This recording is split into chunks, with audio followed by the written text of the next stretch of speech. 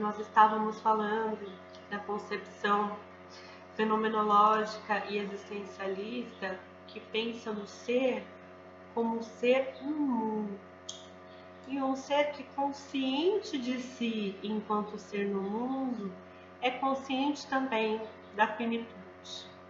É consciente também de que coisas que lhe importam acabam, relações que lhe importam acabam. E essa é uma das maiores tristezas que nós escutamos nos atendimentos clínicos, né? Muitas pessoas buscam a terapia passando por um processo de luto, buscando ajuda para atravessar esse momento. Então, a questão da finitude, ela é muito presente no trabalho de quem atua com a escuta clínica.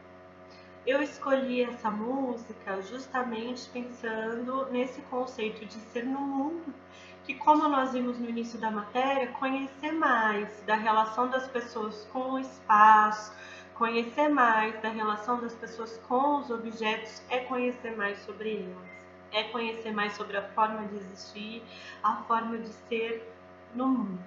E isso também, né, remete às ausências. Como a pessoa sente a presença daquela ausência, a saudade que atravessa esses momentos, né?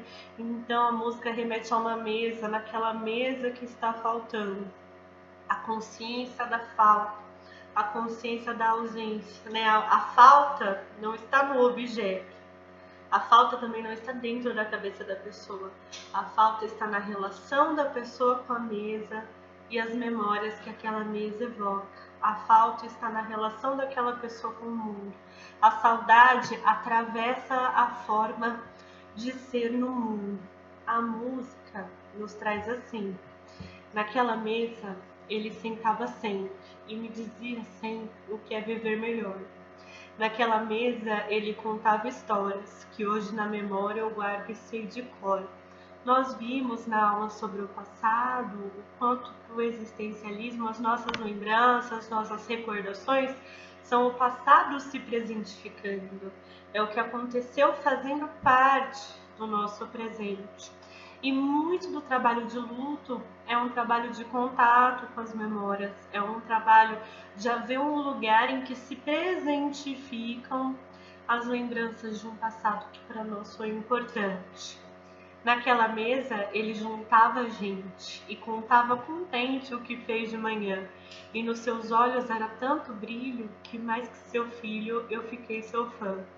É uma música muito bonita, né? Porque traz a questão da perda, da consciência, da morte de alguém que tanto se amou, com uma nova forma de significar a existência daquela pessoa, o significado daquela relação, o quanto essa pessoa é especial e sempre será. Ainda que o fim aconteça, ainda que o fim da vida chegue, a morte, aquela relação é preservada com a presentificação das memórias e das lembranças como algo importante, como algo especial. Eu não sabia que doía tanto, uma mesa num canto, uma casa em um jardim. Como é forte, né? A relação com o espaço, a relação com o habitat, a relação com os objetos. Quando nós ouvimos pacientes em luto, é um exercício fértil perguntar como é a casa, como são os lugares em que as pessoas moravam, ou então se não moravam juntas, que frequentavam, que memórias afetivas são associadas aos lugares e aos objetos. No caso, uma mesa num canto, uma casa, um jardim. Se eu soubesse o quanto dói a vida, essa dor tão doída não doía assim.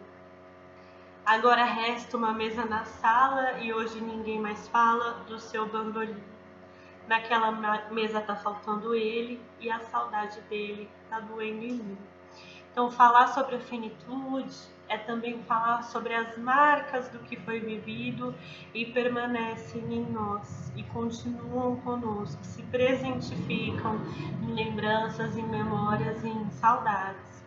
O existencialismo, buscando compreender as nossas formas de existir, as nossas formas de ser no mundo, vai buscar essa posição de construir sentidos para o que tanto nos dilacera, tanto nos isola no não sentido, que é a necessidade que a gente não tem como evitar do fim de relações que nos importam e do fim de vidas de pessoas que nós amamos. Para o existencialismo, então, não tem como nós não falarmos sobre a morte. Não tem como nós não falarmos sobre as questões que as mortes evocam na vida de cada um de nós. Tanto a morte de pessoas amadas, tanto mortes que foram marcantes nas nossas histórias, mas também a morte como uma questão humana, como uma questão da existência, como uma questão de preocupação política, como é hoje. Hoje, atendendo, escutando pessoas, nós ouviremos muito sobre finitude. Uma série de cuidados que estamos tomando cuidados que visam preservar mais vidas, preservar vidas das pessoas que amamos, preservar as nossas vidas e também preservar as vidas das pessoas no geral, coletivamente. Como que a gente pode se organizar para que as nossas escolhas e as nossas atitudes coletivas preservem vidas? As mortes não podem ser transformadas em números, as mortes não podem ser recebidas de forma banalizada por falas como "e daí?". Todas as pessoas morrem, mas isso não torna a vida menor. É importante que, a morte sendo inevitável, nós façamos nossas escolhas para que a vida seja o mais digna possível de ser vivida, com os sentidos que nós criamos, com os sentidos que nós construímos.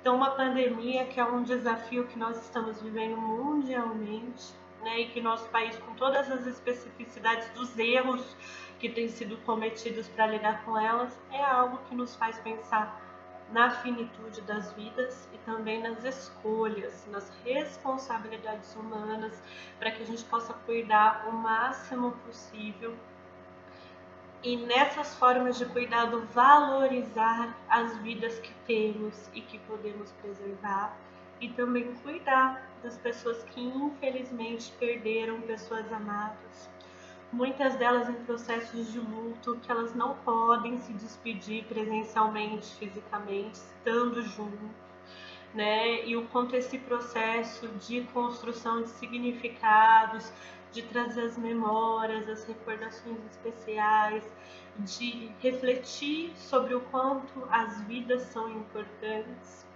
e o quanto essas situações de finitude nos fazem refletir sobre nossas vidas como um todo e sobre o valor que as vidas precisam ter. Falar de finitude num momento como o de hoje é falar do quanto as vidas importam, é falar do quanto cuidar das nossas vidas e preservá-las precisa fazer parte das nossas escolhas e das nossas responsabilidades. Então, falar de finitude é também falar de cuidado para preservar as pessoas que estão vivas e podem receber cuidado, e cuidados para simbolizar as perdas, para escutar a dor de quem perdeu, para a gente poder falar sobre a morte e poder falar sobre essa dor de perder alguém muito amado, e poder falar do quanto a finitude da existência nos dói e o quanto é importante darmos espaço para que essa dor seja escutada, seja elaborada, seja compartilhada entre nós, humanos, com essa característica tão específica do humano, que é ter consciência da própria finitude, da finitude das pessoas que amamos e da finitude humana de uma forma geral.